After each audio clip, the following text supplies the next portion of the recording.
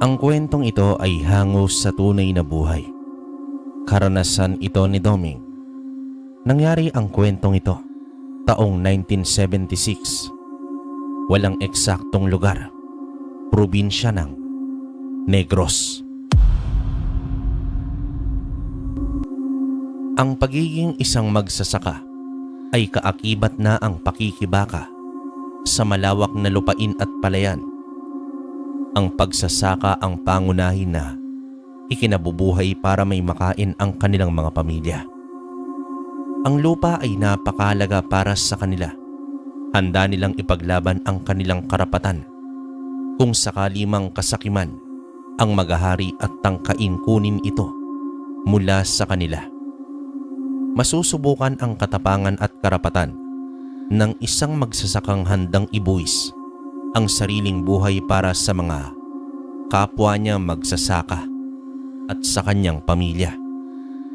Ngunit papaano kung ang sarili niyang pamilya ang malagay sa kapahamakan? Handa niya kayang talikuran ang pinaglalaban niya? Isang mapagpalang araw sa iyo, Sir Ray. Maririnig na naman namin ang iyong kahanga-hangang pagganap at pagsasabuhay ng aking kwento ngayong araw. Talagang kahanga-hanga ang iyong pagbibigay buhay sa mga kwentong aking napakinggan sa programang ito. Talagang kayo ay napakahusay. Itago nyo na lamang po ko sa pangalang Doming. Ang kwentong aking ibabahagi sa inyo ay matagal na taon nang nangyari. Isa ito sa mga karanasan na nakatatak na sa aking isipan at kahit na kailan ay hindi ko ito malilimutan. Nakatira naman ako sa isang bayan ng Negros. Masagana sa mga tanim na gulay at prutas ang baryo namin. Bukod sa mga gulay na tanim namin ng aking mga kabaryo, ay meron din kaming malawak na palayang tinataniman. Pagmamay-ari ito ng aming baryo. Kaya naman lahat ng mga kabaryo ko ay rito umaasa sa ikinabubuhay. Magkakasundo ang buong mga tao sa aming baryo. Nagtutulungan, nagbabayanihan at may respeto sa isa't isa. Parang magpapamilya na kaming lahat doon at magkasangga kami sa hirap man o ginhawa. Kaya naman maraming naiinggit sa samahan namin at sa malawak na palayang pag-aari ng aming baryo.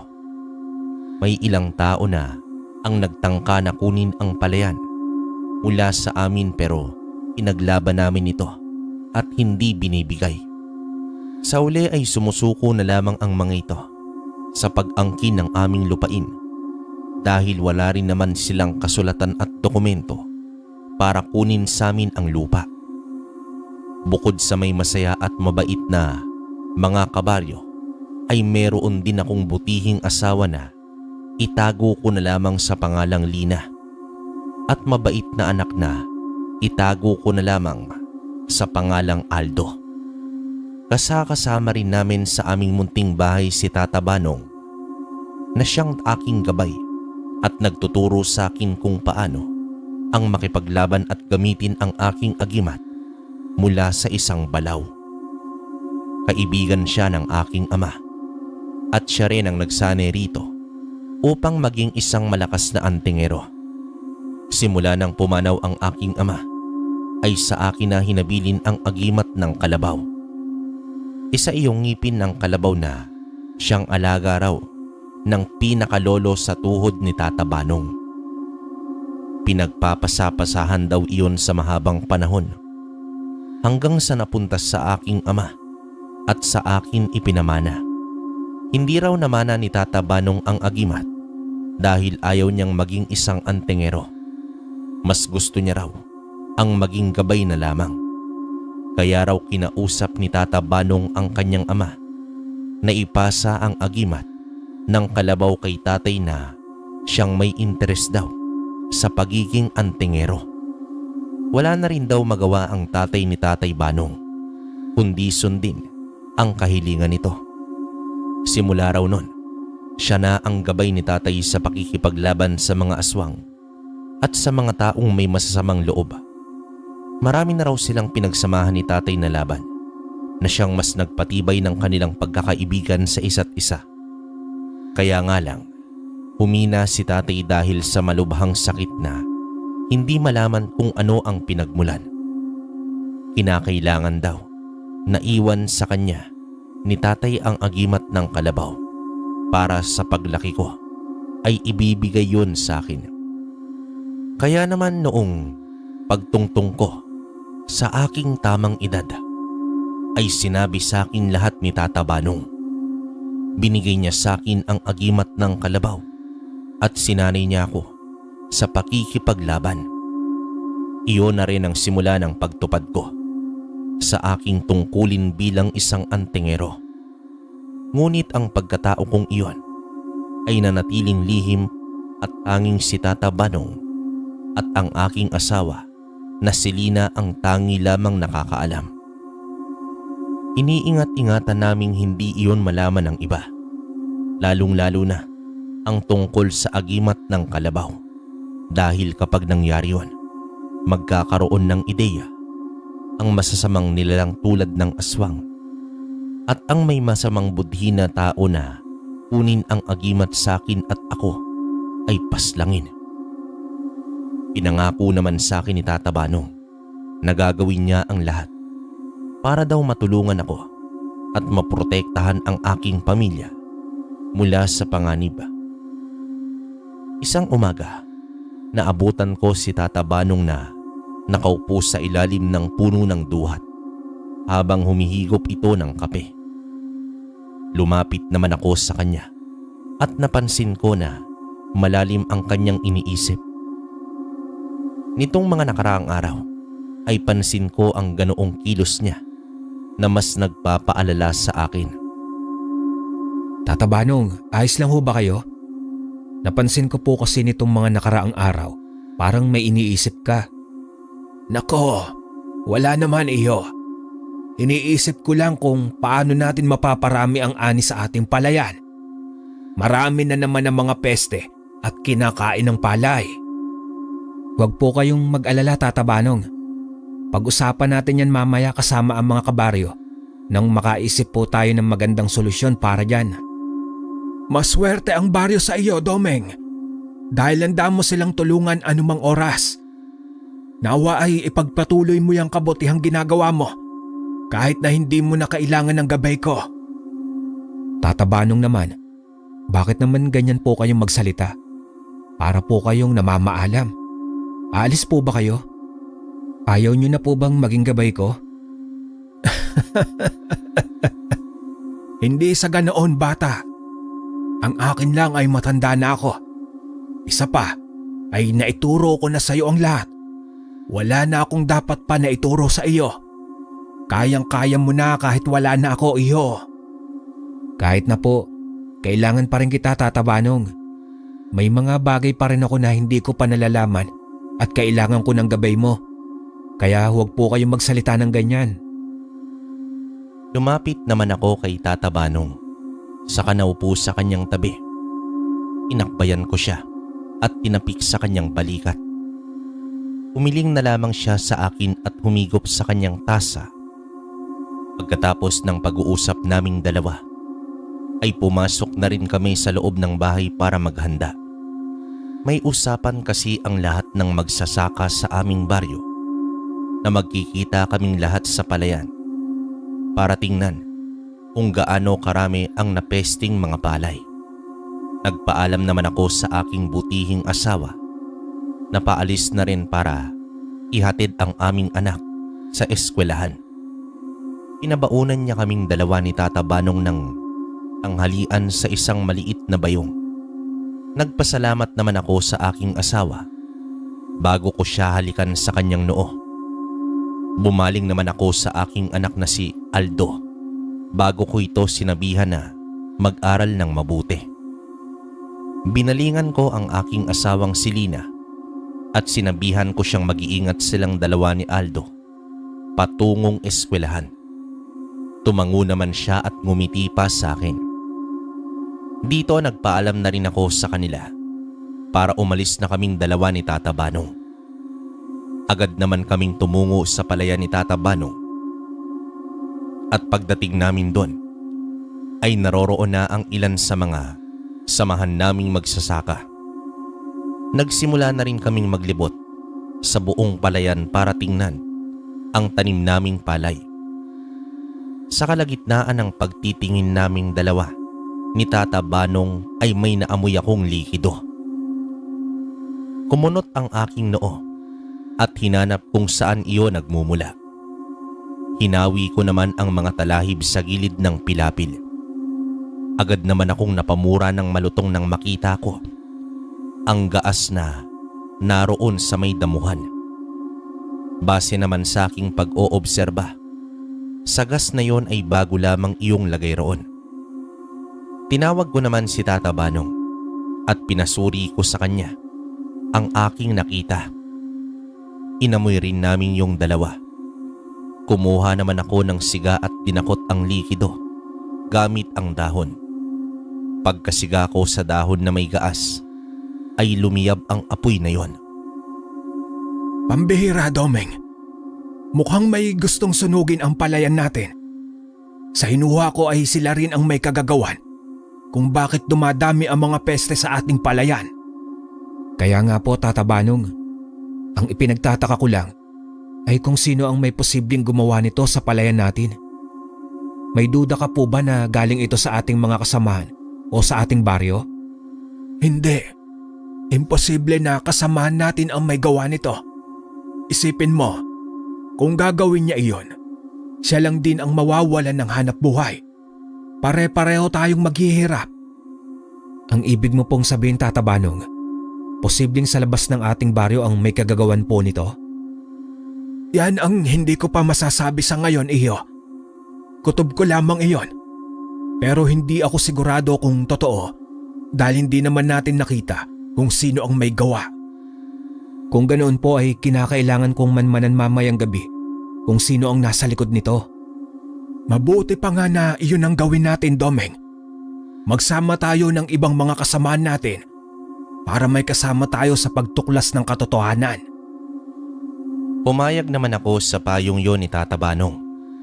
Sinabihan namin ang ilan sa mga kasama namin ang tungkol sa gas na aming nakita sa may talahiban.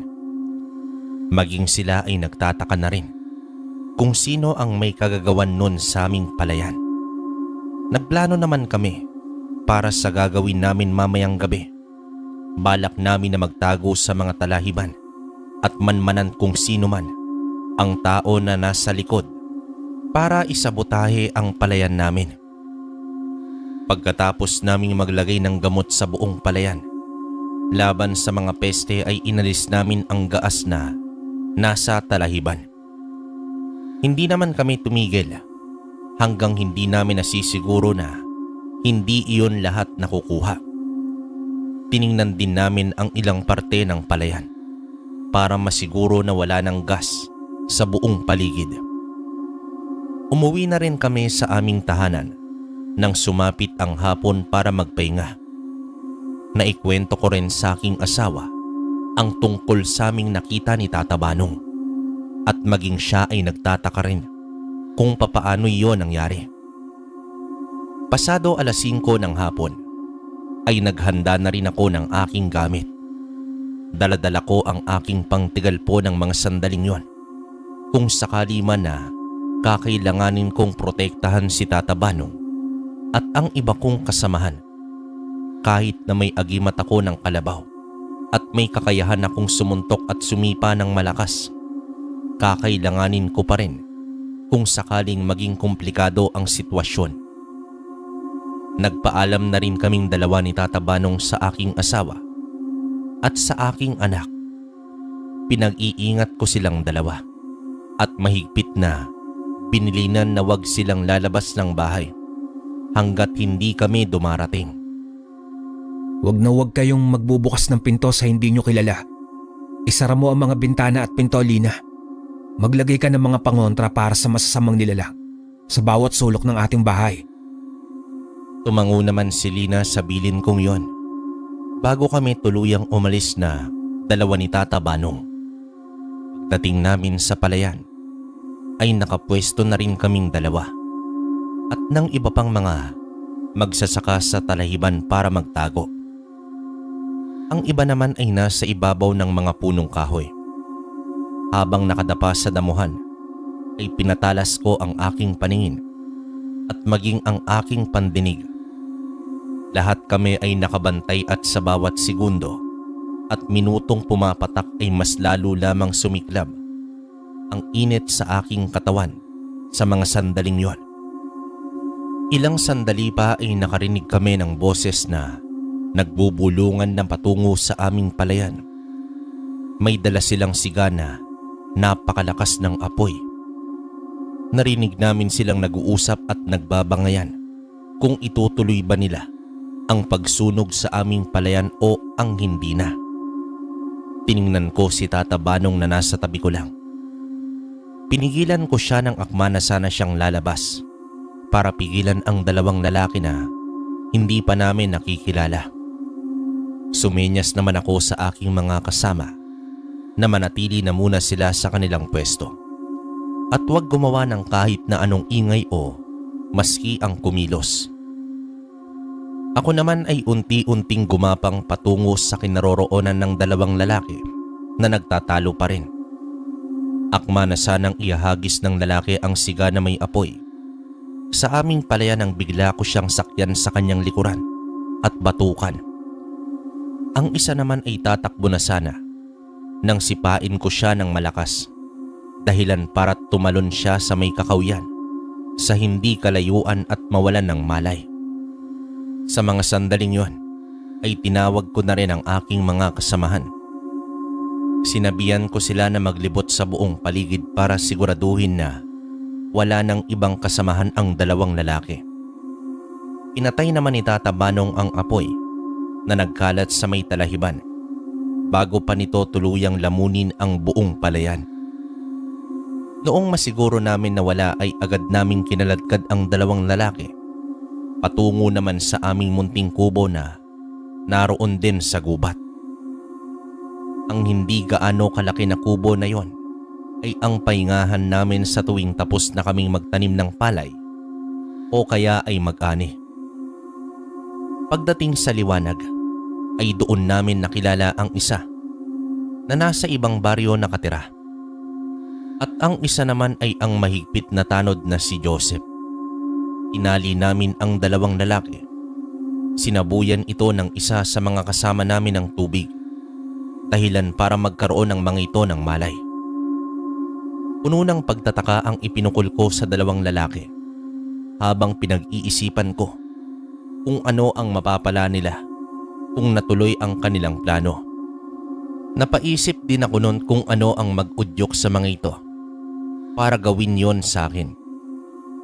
Nang may masmasan ang dalawang lalaki ay nagulat sila nang ako na ang kanilang kaharap kasama si Tata Banong at ang ilang magsasaka. Nabanaag ko sa kanilang mga mata ang pagtataka at takot. Oy, kayong dalawa. Bakit gusto ninyong sunugin ang palayan namin ha? Ano ang mapapala ninyo kung gawin ninyo ang bagay na yon? Sa tingin ko ay may nag-utos sa inyong dalawa para gawin ito, no? Umiling naman ang dalawang lalaki na para bang takot na takot. Nilapitan ko sila at tiningnan sa kanilang mga mata. Kinuha ko ang punyal na inabot sa akin ni Tata Banong. Kinuha ko yon para takutin lamang ang dalawang lalaki, para magsalita ang mga ito ng totoo. Hindi dahil gusto ko silang patayin. Takot na takot sila at nanginginig ng itutok ko sa kanila ang dulo ng punyal. Nanginig ang panga naman nito ni Joseph. Tumungo sa likuran nila si Tata Banong at hinila nito ang kanilang mga buhok para tumingala silang dalawa. Mga kasama, ano sa tingin ninyo ang magandang gawin ko sa kanila? Turuan dapat ng leksyon ang mga ito para magtanda. Hindi dapat nila sinasabotahe ang palayan na ikinabubuhay natin. Sumang-ayon naman ang mga kasama kong magsasaka na mas lalong nagpatakot sa dalawang lalaki. Agad na nagmakaawa naman itong si Joseph. Nakita ko pang siniko ito ng lalaking nasa ibang baryo para patahimikin, ngunit hindi na nito napigilan ang isa. Parang awa mo na. Huwag mo akong patayin, Domeng. Napilitan lang naman akong gawin ng bagay na ito dahil inutusan lamang ako. Sino ang nag-utos sa'yo ha? At ano ang intensyon niya? At pinasusunog niya sa inyo ang palayan namin? Si Kapitan Joseph. Siya ang nag-utos sa amin. Pinag-utusan lang din siya ng kaibigan niyang si Don Pepot. Gusto kasi din ni Don Pepot ang palayan ninyo para patayuan ito ng gusali para sa negosyo. Ilang beses ka na raw kinausap ni Kapitan Joseph tungkol sa bagay na iyon. Ngunit hindi ka raw pumapayag. At talagang hindi ko ibibigay ang gusto niya. Hindi niya ba alam na ito ang pinagkakakitaan at ang ikinabubuhay namin? Bibilhin lang nila ang lupain at ang palayan sa murang halaga. Tapos, paano ang buong kabaryo ko? Ano ang pagkakakitaan kung kukunin ng palayan? Umuyom ang kamay ko dahil naman sa galit. Nakalimutan ko ang tungkol sa pag-uusap namin ni Joseph noong ilang buwan ang nakaraan dahil akala ko ay ayos na sa kanya na hindi namin ibibenta ang lupa at palayan sa kanya. Iyon pala ay naghahanda lang siya ng ganitong pagkakataon para makuha ang lupa sa amin ng sapilitan. Napatingin naman ako kay Tata Banong at sa aking mga kasama. Tinatanong naman nila ako kung ano ang dapat naming gawin para pigilan si Joseph at Don Pepot sa kanilang plano. Sinabi ko naman sa kanila na ako na ang bahalang kumausap kay Joseph at kay Pepot. Pinakawalan naman namin ang dalawang lalaki at pinagbantaan na kung gagawin pa nila ang kanilang ginawa sa aming palayan ay ipapakulong namin sila. Kinabukasan ay naghanda naman ako para tumungo sa barangay para kausapin si Joseph. Sumama naman sa akin si Tata Banong at ang ilan kong kasamahang magsasaka. Pagdating namin sa barangay ay naabutan namin si Joseph na kausap itong si Pepot. Nagulat silang dalawa nang makita kaming dumating ng umagang yon. Tumayo naman si Joseph para batiin kami, ngunit hindi namin siya binati pabalik. Titig na titig naman sa akin si Don Pepot na parabang may galit siyang kinikimkim. Inalis ko ang aking paningin sa kanya at bumaling ako kay Kapitan Joseph. Kapitan, pasensya na kung pumunta kami rito nang walang pasabi. May problema kasi kaming nalaman sa palayan namin. Nahuli namin ang dalawang lalaki na nagtangkang sunugin sana ang palayan namin. Mabuti na lamang at naabutan namin sila. Nalaman ko na ang isa roon ay ang tanod mo. Sigurado ka ba sa sinasabi mo, Domeng? Ano naman ang kinalaman ng tanod ko sa pagtangkang sunugin ang palayan ninyo? Kung may kinalaman man dyan ang tanod ng nayon, wala akong kinalaman dyan. Bakit, Kapitan? Hanggang ngayon ba ay itatanggi mo ang pag-utos sa kanila? Huwag ka nang tumanggi pa, Kapitan. Nasabi na ng mga inutusan mo sa akin ang plano ninyo ni Don Pepot. Kaya ba siya naririto ngayon? Para tanungin ka kung tagumpay ang plano ninyo? Anong pinagsasasabi mo, Domeng? Masama ang mambintang na walang ebidensya. Paano mo mapapatunayan na ako nga at si Don Pepot ang nag-utos sa dalawang lalaki na yon? Wala man akong ebidensya, pero marami akong testigo. Kasama na ang mga lalaking inutusan mo. Gulat na gulat si Joseph nang makita niya ang dalawang lalaki na nahuli namin kagabi na dumating ng mga sandaling yon. Galit na bumaling siya sa dalawa at sinigawan ang mga ito. Tinakot niya na wag magsalita pero hindi niya yon pinahalata sa amin. Tumayo naman ako at lumapit sa dalawang lalaki at inakbayan sila sa kanilang mga balikat. Pinisil ko sila ng mariin sa kanilang buto. Narinig ko silang napadaing. Naramdaman ko rin ang panginginig nila. Pasensya na, Kapitan. Pero mas pipiliin namin ang magsabi ng katotohanan. Totoo naman talaga na ikaw ang nag-utos sa amin para sunugin ang palayan na pagmamay-ari nila Doming. Nang sa gayon ay magtagumpay ang plano ninyo ni Don Pepot. Sa inis at galit ni Kapitan Joseph nang marinig ang sinabi ng tanod ay sinuntok niya ito. Akma niya sana itong susuntukin nang humarang na ako at pinigilan siya. Ito ang tandaan mo, Kapitan Joseph. Kahit na ano ang gawin ninyo ni Don Pepot, hindi ko hahayaan na makuha ninyo ang lupain at palayan na gusto ninyo. Huwag kang patawa, Doming. Wala akong magagawa kapag ginusto kong makuha ang lupain ninyo.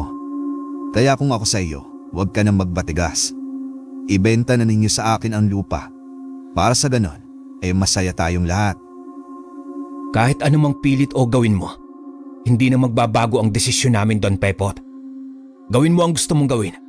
Pero tandaan mo, sisiguraduhin kong hindi ka magtatagumpay. Tiningnan ko sila ng masama ni Kapitan bago namin nilisan ang barangay.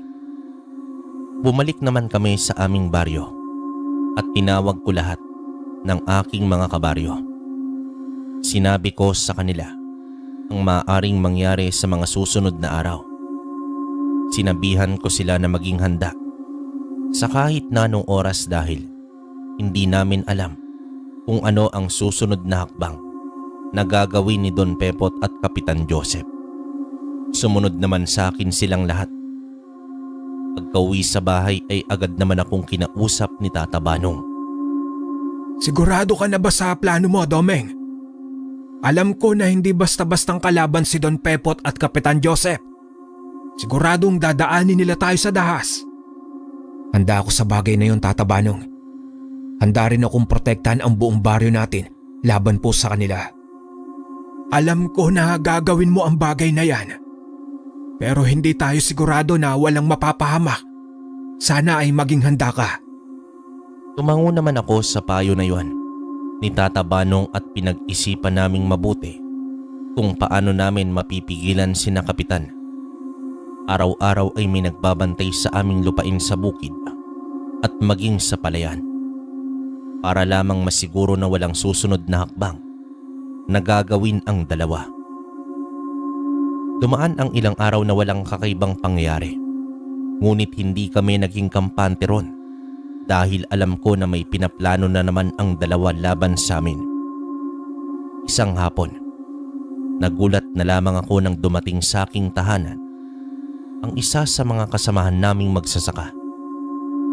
Hingal na hingal ito at tinatawag ako. Lumabas ako ng bahay at hinarap ko ang lalaki. Ganoon na lamang ang gulat ko nang makita siya na puro pasa. Sinabi niya naman sa akin na may kalalakihan daw na tumungo sa aming palayan at isa-isa silang binugbog. Tinawag ko si Tata Banong at sinabihan siyang bantayan ang aking mag-ina at tutungo lamang ako sa palayan.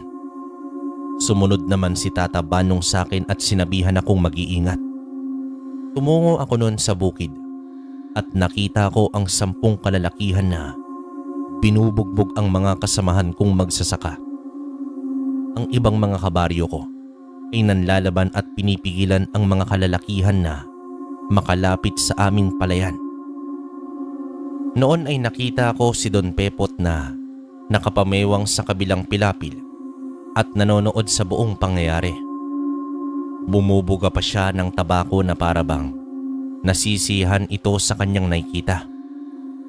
Kumuyom ang aking kamay at galit na sinugod ito. Sinuntok ko naman siya sa kanyang muka, dahilan para tumilapon siya sa palayan. Sumugod ang mga tauhan niya at pinagtulungan nila akong bugbugin. Ngunit mabilis ang aking kilos kesa sa kanila. Inisa-isa ko silang sinuntok. Nagpakawala rin ako ng sipa. Sumugod din ang aking mga kasamahan na magsasaka at tinulungan nila ako. May isang lalaki na malaki ang katawan ng sumugod sa akin. Hinambalos ako nito nang dala niyang kahoy pero nabali lamang yon ang tumama sa aking balikat. Nanlilisik ang aking mga mata na tumitig sa kanya. Hinawakan ko siya sa kanyang braso at walang pagdadalawang isip na baliin ko yon. Napasigaw ito ng malakas. Habang nagsusumamo na, bitawan ko na. Binalibag ko siya sa pilapil para pakawalan. Tiningnan ko ang mga tauhan ni Don Pepot at ang lahat ng mga ito ay nakahandusay sa damuhan at maging sa aming palayan. Tumango naman ako sa aking mga kasamahang magsasaka. Bago naman ako tumungo sa kinaroroonan ni Don Pepot na noon ay nakaakyat na sa pilapil. Kita ko ang takot sa kanyang mga mata nang tingnan niya ako. Bakas na bakas pa ang pasa sa kanyang kaliwang mata, gawa ng aking pagkakasuntok. Ito ang tandaan mo, Don Pepot. Huwag mong kakantiin ang mga kasamaan ko at ang lupain namin. Kung hindi lang yan ang aabutin mo sa akin. Hindi ako natatakot sa iyo, Doming. Babalikan kita. Babalikan ko kayong lahat. Pagsisisihan ninyo ang ginawa niyong ito sa akin. Magsisisi kayo. Sige lang, Don Pepot. Dadaanin mo kami sa dahas. Dahas din ang ibabalik ko sa iyo. Galit na galit siyang tumingin sa akin habang nakakuyom ang kanyang dalawang kamay. Malakas niyang tinawag ang kanyang mga tauhan. Isang mabangis na tingin ang ibinigay niya sa akin bago niya nilisan ang aming lupain kasama ang kanyang mga tauhan. Noong nakalayo na sila, ay saka ko na lamang binalingan ang mga kasamahan kong magsasaka. Ang ilan sa kanila ay nabugbog ng sobra at ang ilan naman ay konti lang ang galos na natamo. Nagtungo kami sa kubo para gamutin ang kanilang mga pasa at sugat. Sa mga sandaling yon, hindi maiwasan ng mga kasama ko ang mag-alala para sa aming kapakanan ng lahat. Gustuhin man nilang lumaban ngunit wala raw silang magagawa oras na gumawa na ng karumal-dumal si Don Pepot. Tanging tabak lamang daw ang kanilang panlaban sa lalaki at wala yung laban kung gagamit ng baril ang mga tauhan nito. Napaisip naman ako ng mga sandaling yon sa sinabi ng aking kabaryo. Maging ako ay nag-alala para sa kanilang lahat. Sinabihan ko ang aking mga kasama nun na umuwi na sila sa kanila at wag na munang tutungo sa bukid. Sinabi ko sa kanila na ako na ang bahalang gumawa ng paraan kung papaano ko pipigilan ang dalawa sa kanilang masamang balak. Umuwi naman ako sa amin at sinabi ko sa aking asawa at kay Tata Banong ang buong nangyari. Maging sila ay nag-alala sa magiging resulta ng paglaban namin kay Don Pepot. Huwag kang mag-alala, Doming. Hindi ka pababayaan ng iyong agimat. Poprotektahan ka nito. Gawin natin ang lahat para hindi madamay ang mga kabaryo. Nais kong labanan si Don Pepot at Kapitan Joseph, Tata Banong. Ngunit nag-aalala ako sa maaari nilang gawin. Baka malingat lamang ako at madamay ang buong baryo. Kailangan nating ipagbigay alam ito sa munisipyo bukas. Kung dadaanin nila tayo sa dahas, ay mas mabuti nang may laban tayo. Tumango naman ako sa sinabing yun ni Tata Banong. Mas mainam ang kanyang naisip dahil sigurado na may laban kami oras na may mangyaring masama. Sa kalagitnaan ng aking pagpapahinga ng gabing yon, ay bigla na lamang akong nakarinig ng munting kaluskos sa labas ng aming tahanan. Naramdaman ko ang pag-iinit ng aking agimat. Napatingin ako kay Tata Banong na noon ay nakatitig din sa akin. Tinanguan ko naman ito. Tiningnan ko ang aking asawa na si Lina at ang aking anak na si Aldo. Huwag kayong hihiwalay kay Tata Banong. Manatili kayo sa tabi niya. Mukhang may hindi tayo inaasahang bisita. Ako na ang bahala sa mag-ina mo, Doming. Tawagin mo lang ako kapag kailangan mo ng tulong. Sige po, Tata Banong. Maraming salamat. Tumayo naman ako mula sa aking pagkakaupo at kinuha ko noon ang tigalpo na nakasabit sa dingding. Kinuha ko rin ang maliit na punyal at isinabit ko yun sa aking bewang. Pinilinan ko pa muna sila Tata Banong na isara ang mga bintana at pinto kapag nakalabas na ako. Pagdating ko sa labas ng aming tahanan ay hindi ko inaasahan ang sumalubong sa akin. Si Don Pepot ay naroon sa labas at may mga kasama siyang 5 kalalakihan. Nakangisi ito habang may mapupulang mga nanlilisik na mata. Napangiti naman ako dahil hindi ako nagkamali sa aking hinala. Tama nga ang pag-iinit ng aking agimat sa tuwing karap ko ito. Tama nga ako. Isa kang aswang, Don Pepot. Kaya pala ang lakas ng loob mo para takutin ako at ang aking mga kasama. Pasensya ka na, Domeng, kung hindi ko agad nasabi sa iyo. Hindi na magiging sorpresa iyon, di ba? Bakit ka pa naparito ngayong gabi, Don Pepot? Ano ang sadya mo? Papatayin mo ba ako? Parang ganoon na nga. Pero alam ko na hindi iyon magiging madali. Dahil ramdam ko na may kakaibang enerhiyang nagmumula sa iyo. Alam ko na may tangan ka. At napatunayan ko iyon kaninang hapon nang suntukin mo ko ng malakas. Ang ordinaryong tao ay hindi ganoong kalakas sumuntok at sumipa. Kung ganoon ay alam na pala natin ang lihim ng isa't isa. Pero hindi ko pa rin ibibigay sa iyo ang lupa, Don Pepot. Alam ko naman iyon, Domeng. Kaya nga ako naririto ngayong gabi para bigyan ka ng babala at nang makapag-isip ka rin ng masinsinan. Hindi ko na kailangan na mag-isip pa, Don Pepot. Hindi na magbabago ang isip ko. Sige, tignan natin. Ngumisi naman sa akin lalo na si Don Pepot. Nanlilisik ang kanyang mga matang nakatitig sa akin. Itinaas niya ang kanyang 2 kamay sa ere. Napakahaba ng kanyang mga kuko at nangingitim ang kanyang balat. Mga katangian na nagpapatunay na aswang nga ito. Sinenyasan niya ang kanyang mga tauhan na atakihin naman ako. Hindi ko alam kung ano ang kanyang gagawin sa lupain namin at gustong gusto niya yung makuha. Wala rin akong nabalitaan sa aking mga kabaryo. Ang tanging nalalaman lamang namin ay gusto itong pagawaan ng gusali ni Don Pepot para sa negosyo nito. Ngunit sa mga sandaling yon, na alam ko na isa siyang aswang, malabong negosyo ang kanyang ipatatayo.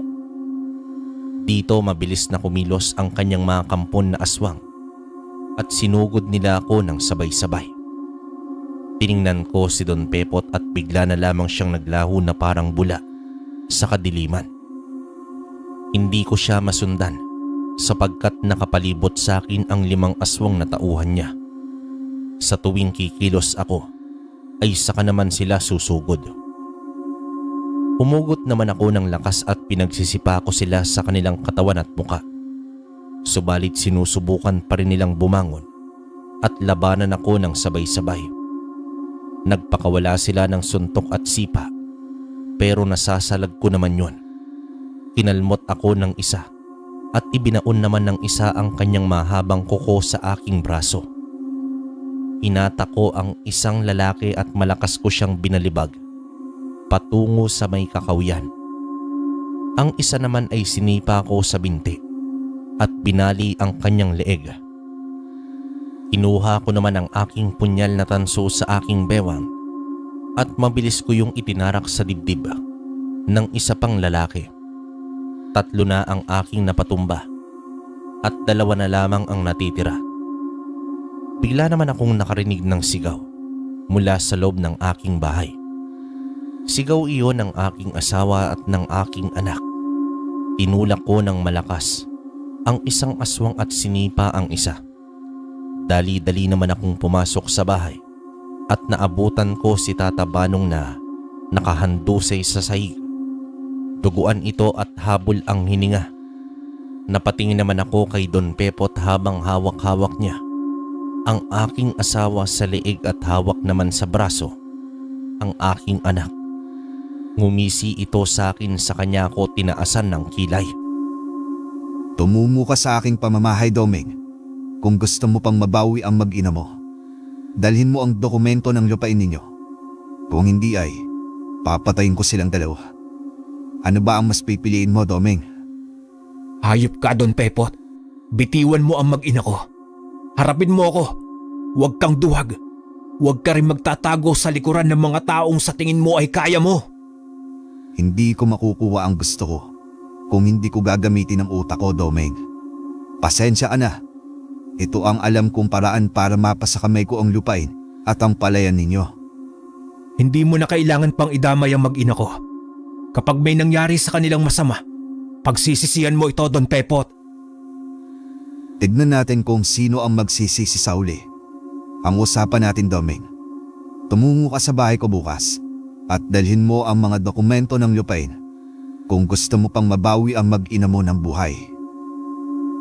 Kinapa ko ang tigalpos sa aking bulsa. Kinuha ko yon saka mabilis na tinigalpo si Don Pepot. Subalit hindi ko akalain na mabilis pala siyang kumilos. Natagpuan ko na lamang na nasa labas na siya ng bahay.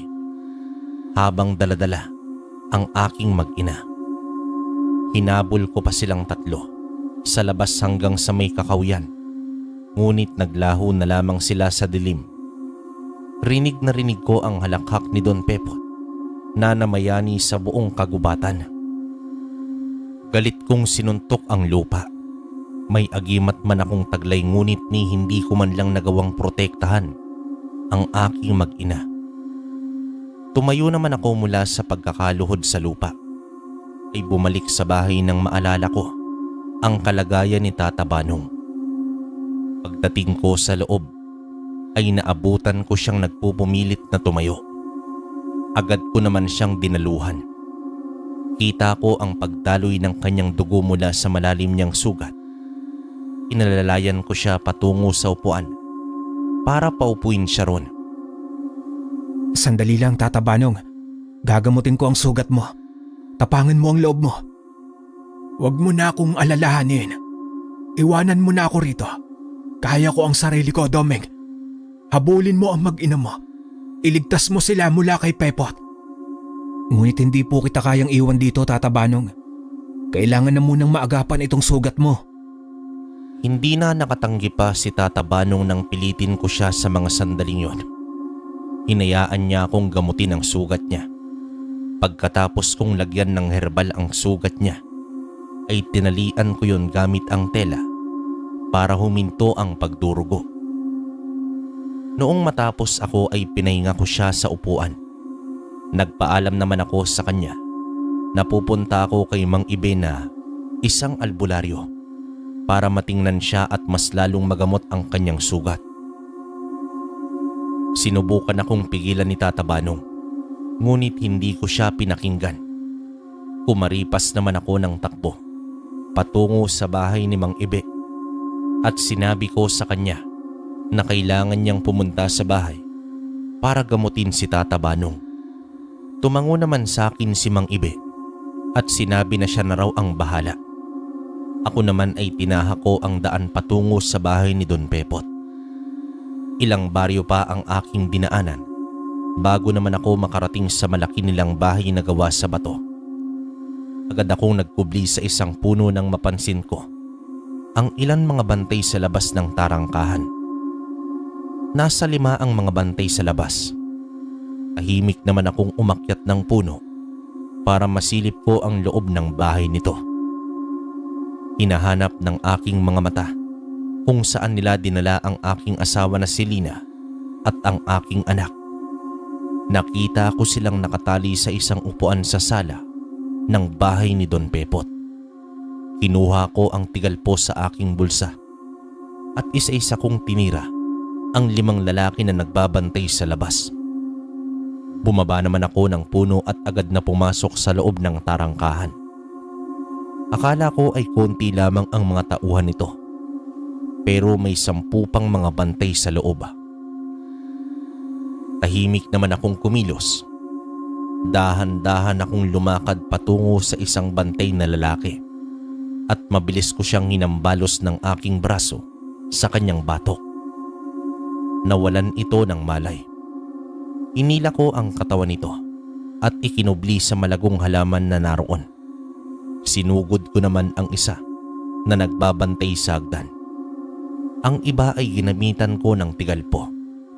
Nagkubli naman agad ako sa ilalim ng hagdan nang lumabas itong si Don Pepot kasama si Joseph at ang mga tanod nito. Narinig ko ang usapan nilang dalawa ng mga sandaling yon. Siguradong pupuntahan ni Domeng ang mag-ina niya rito sa pamamahay ko, Kapitan. At kapag nangyari iyon, ay mapapasa akin na rin ang lupain nila. Mas lalawak pa ang aking koneksyon sa iba't ibang bayan. Oras na maipatayo ko ang aking negosyo na naisip. Sa paraang iyon, mapapanatili ko ang aking lakas at lahi. Huwag kang mag-alala Don Pepot. Ipapadala ko ang ilang tanod para maprotektahan ka nila labang kay Domeng. Kaya pala ang lakas ng loob ng isang yon dahil pala may agimat siya. Hayaan mo, Kapitan. Dahil kaibigan kita at tinutulungan mo kong magtagumpay sa negosyo ko.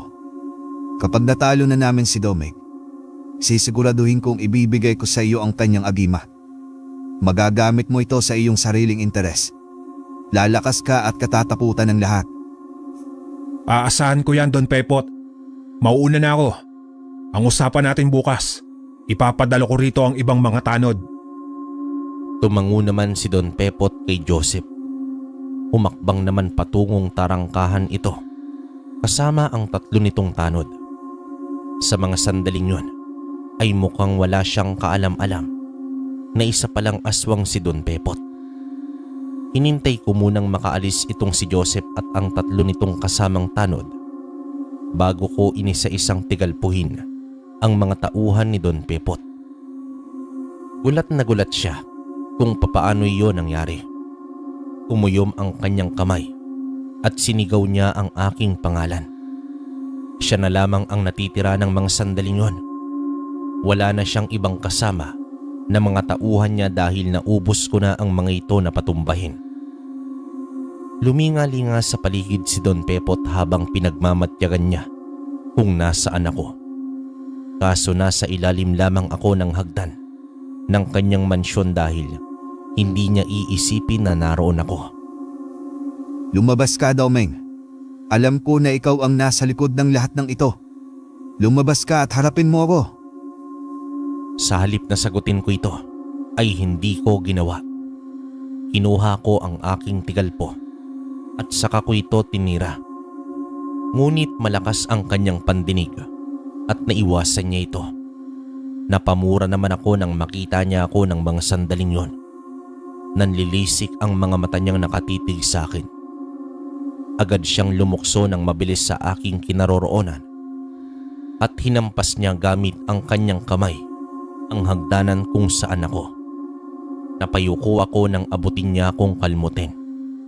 Hinugot ko ang aking punyal sa bewang at mabilis na tumakbo sa malawak niyang bakuran. Galit na galit siyang humarap sa akin na parabang naisahan ko ito. Tinaasan ko siya ng kilay, saka sinenyasan na lumapit ito sa akin. Pasensya ka na Don Pepot. Hindi ko maibibigay ang gusto mo. Narito ako para bawiin ang aking mag-ina at ampaslangin ka. Bilib din naman ako sa tapang mo, Domeng. Pero hindi mo ko basta-basta lang matatalo. Hindi ko hahayaan na mangyari ang bagay na yon. Mabilis na kumilos si Don Pepot patungo sa kinatatayuan ko. Isang malakas na suntok ang ibinigay niya sa akin. Sa bilis ng kilos niya, ay hindi ko man lang namalayan ang pagsugod nito. Hindi pa ako nakakabangon mula sa pagkakabagsak dahil sa kanyang suntok, ay agad niya akong binuhat at binalibag sa pader ng kanyang bahay. Halos nanlalabo ang aking paningin dahil sa lakas ng pagkahambalos ng likuran ko sa pader. Iniling ko ang aking ulo para may masmasan ako mula sa sakit na dumaloy sa aking katawan. Nag-usal naman ako ng dasal para mas lumakas pa ang aking agimat na tangan. Umuyom ang aking 2 kamay. Hinintay ko na makalapit sa akin si Don Pepot. Noong nakalapit na ito, ay malakas ko siyang sinuntok sa kanyang sikmura. Sunod-sunod iyon sa mabilis na paraan.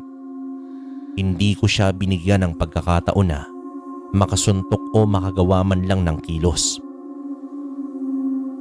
Pinuhos ko ang aking buong lakas na nagmumula sa agimat. Bugbog ang sikmura at mukha ni Don Pepot pero nagagawa pa rin niyang makakilos ng konti. Itinaas ko ang punyal na aking hawak at ibinaon ko yon sa kanyang dibdib.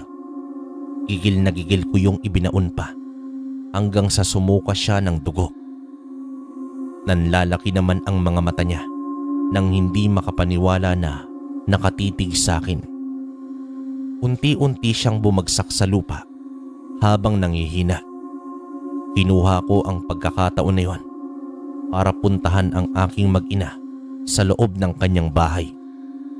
Kinalas ko ang tali sa 2 kamay at katawan ng aking mag-anak. Bilisan ninyong dalawa. Sumunod kayo sa akin. Tumungo naman ako sa bakuran ng bahay ni Don Pepot. Tumayo ako ron sa kanag-usal ng dasal. Hinayaan ko na balutin ako ng enerhiya na nagmumula sa aking agimat. Ilang sandali pa ay nagpakita sa akin si Don Pepot. Ibang-iba na ang itsura nito. Isa na siyang taong aso. Parang isa siyang mabangis na asong handang pumaslang ng tao. Mabilis siyang tumakbo patungo sa akin. Hindi ako umalis sa kinatatayuan ko. Hinintay ko siyang makalapit sa akin at sinalubong ko siya ng aking malakas na sipa. Nang bumagsak ito sa lupa, ay agad ko siyang sinakyan sa kanyang tiyan. Hinugot ko ang punyal na naroon pa sa kanyang dibdib. Sinaksak ulit siya roon at hindi man lang sa 2 beses kundi marami hanggang sa mangisay siya at unti-unting nawalan ng hininga. Sa takot na baka mabuhay pa siyang muli, ay sinuntok siya sa kanyang mukha ng maraming beses. Hindi ako tumigil hanggat hindi nababasag ang bungo nito. Hingal na hingal ako nang tumayo. Tiningnan ko si Don Pepot na noon yung wala ng buhay. Binalikan ko ang aking mag-anak sa kung saan ko sila itinago. Noong maayos na ang lahat, ay dinala ko na sila pauwi sa bahay. Pagdating namin sa bahay, ay naabutan namin si Tata Banong na ginagamot ni Mang Ibe. Nakahinga ako ng malalim nang masiguro ko na ligtas na kaming lahat mula sa aswang. Nasisiguro ko rin ng mga sandaling yon na wala nang gagambala pa sa aming palayan at lupain. Pinagpahinga ko na muna ang aking mag-anak. Kitang-kita ko ang takot sa kanila. Kaya naman ay niyakap ko sila ng maigpit at sinabihan na ayos na ang lahat. Pagtapos nun, ay hinatid ko sila sa kanilang kwarto. Sinabi naman ng aking asawa na patutulugin niya muna ang anak namin bago niya ako kausapin. Tumango naman ako sa kanya bilang tugon. Iniwan ko muna silang mag-ina para naman tumungo sa sala at kausapin si Tata Banong. Natapos ko na ang lahat, Tata Banong. Wala nang gagambala pa sa atin. Hindi pa rito nagtatapos ang lahat, Domeng. May isa pa tayong kalaban na natitira, si Kapitan Joseph. Siguradong ikaw ang pagbibintangan niya kung mabalitaan niya ang nangyari kay Don Pepot. Alam ko na mangyayari din ang bagay na yan, Tata Banong. At totoo naman po na ako ang pumaslang kay Don Pepot kung sakaling pagbintangan niya ako. Ngunit hindi mo siya pinaslang, iho. Ginawa mo lang yun para ipagtanggol mo ang iyong sarili at ang mag-ina mo. Hintayin na lang po natin kung ano ang susunod na mangyayari, Tata Banong. Pero kung sakali man na ipakulong ako ni Kapitan Joseph sa pagpatay ko kay Don Pepot, tatanggapin ko. Siguraduhin niya lang na hindi na niya kailanman nagagambalain ang baryo natin. Hindi nakapagsalita si Tata Banong nang sabihin ko yon. Bumuntong hininga na lamang siya at nagkatinginan sila ni Mang Ibe. Walang sinabi si Mang Ibe sa akin. Noon ay alam ko na alam niya kung ano ang pagkatao ni Don Pepot at ang pagkatao ko. Isa siyang albularyo, kaya hindi na yon bago pa sa kanya. Nang umalis na si Mang Ibe, ay bumaling naman ako kay Tata Banong. Puno ng pag-aalala ang mga mata niya na nakatitig sa akin. Tinapik ko siya sa kanyang balikat at saka ko naman siya nginitian. Kinabukasan ay balita na sa buong nayon ang nangyari kay Don Pepot. Nangunguna si Kapitan sa pagbigay ng lamay sa pagkamatay ng Don. Labis naman ang tuwa ng aking kabaryo dahil sa wakas daw ay wala nang gagambala sa amin para kunin ang aming lupa na sinasakahan. Masaya naman ako sa kanila dahil kahit papaano ay naprotektahan ko sila laban sa aswang at sakim na si Don Pepot. Pagkalipas ng ilang araw, matapos ilibing si Don Pepot ay tumungo naman sa aking bahay si Kapitan kasama ang 5 tanod ng aming nayon. Sumama ka sa akin, Domeng. Kinakailangan lang kitang tanungin tungkol sa pagkamatay ni Don Pepot. Sige, kung iyon ang nararapat, Kapitan Joseph. Tiningnan niya ako ng masama at tinaasan ang kilay.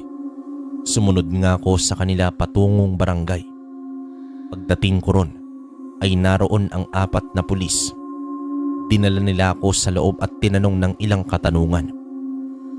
Hindi ko naman ipinagkaila ang aking pagpatay kay Don Pepot. Pinatawan ako ng kaso na homicide kahit na napatunayan na ginawa ko lamang ang pagpatay dito dahil sa pagligtas ko sa aking mag-ina at sa aking sarili. Ilang beses kong pinaglaban ang aking karapatan, ngunit mahigpit ang batas at kinakailangan kong pagbayaran ang aking pagpatay dahil walang sino man ang naniwala sa akin na isang aswang itong si Don Pepot. Ngunit alam ko sa mga sandaling yon ay naniniwala ako sa aking sarili na tama lamang ang aking ginawa.